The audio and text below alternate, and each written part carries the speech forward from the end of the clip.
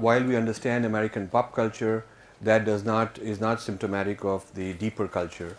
The deeper culture consists of a combination of institutions which give power and continuity, and even deeper than that is what I call the deep Judeo-Christian culture, which is biblical, very biblical centric.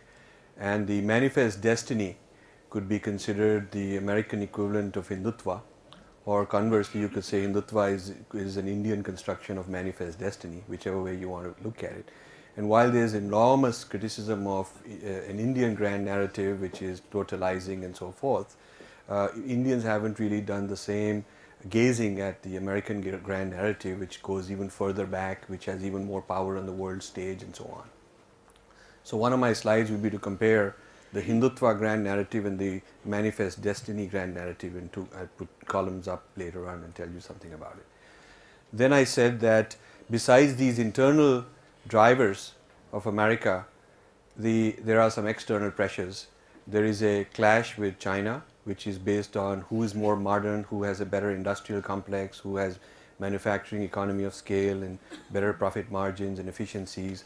And America the father is now fighting its son, which is very difficult because the son is trained by the father and knows everything the father has to teach.